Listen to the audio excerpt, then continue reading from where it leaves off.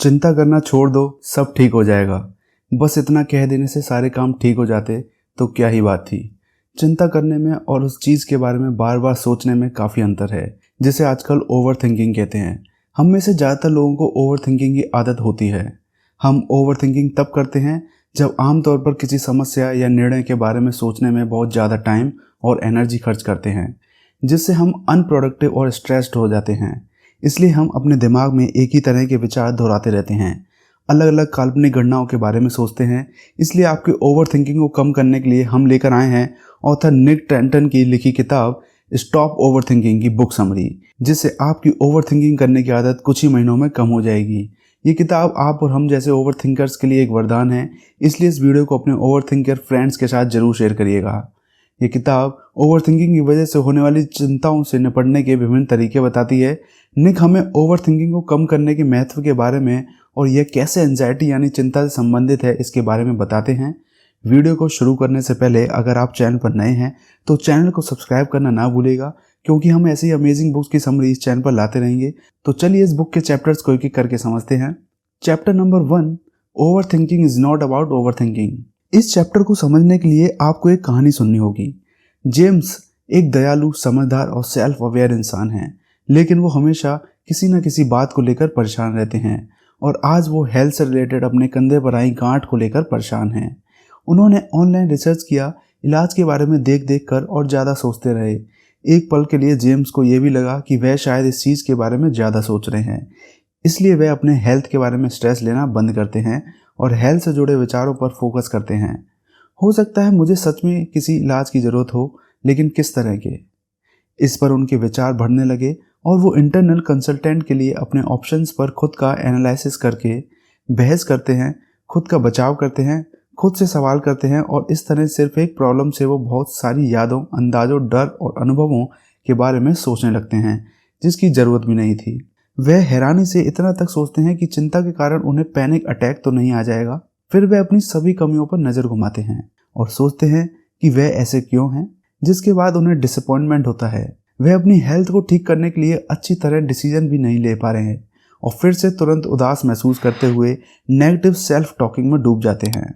आपने गौर किया होगा कि यह मेंटल स्ट्रगल कहाँ से शुरू हुआ था और कहाँ को जाकर पहुँचा है। ज़्यादातर लोग इसी तरह की तनावपूर्ण दुनिया में रहते हैं। ओवर थिंकिंग तब होती है जब आपके विचार कंट्रोल से बाहर हो जाते हैं और जिससे हमारी कॉग्निटिव टेंडेंसी अत्यधिक एक्टिव हो जाती है। बीइंग एनालिटिकल, एवल्यूटिंग खराब क्वालिटीज़ नहीं हैं, लेकिन इनमें से कुछ बुरी आदतें ज़रूर हैं, क्योंकि ये ओवर थिंकिंग को बढ़ावा देती हैं। ओवर थिंकिंग के साथ एंजाइटी आती है और एंजाइटी होने के दो मुख्य कारण हैं, जेनेटिक्स और दूसरा एनवायरनमेंट। जब हम ऐसे स्ट्रेसफुल, अनहेल्दी एनवायरनमेंट में रहते हैं तब एंजाइटी होना या चिंता करना नेचुरल है। Chapter number 2, the D-stress formula and stress management.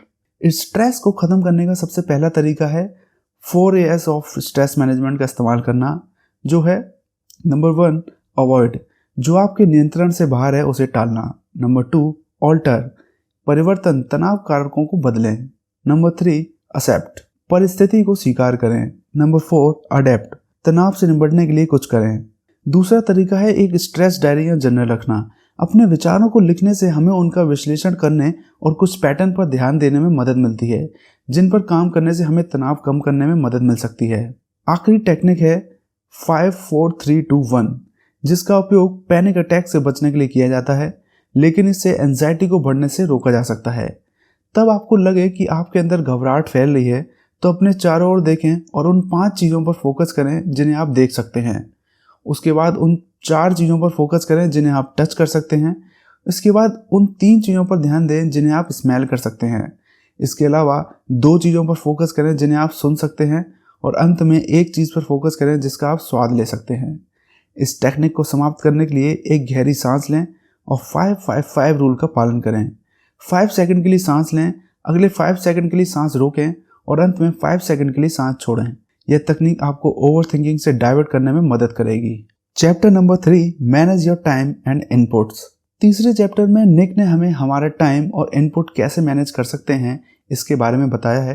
Anxiety करने का मुख्य कारण है पुअर टाइम मैनेजमेंट। ऐसा इसलिए है क्योंकि हम उन चीज़ों को प्रायोरिटी देते हैं जो मायने नहीं रखती और जो चीज़ें हमें दुखी करती हैं। इसी वजह से ये हमें आवश्यकता पड़ने पर आराम करने से रोकता है।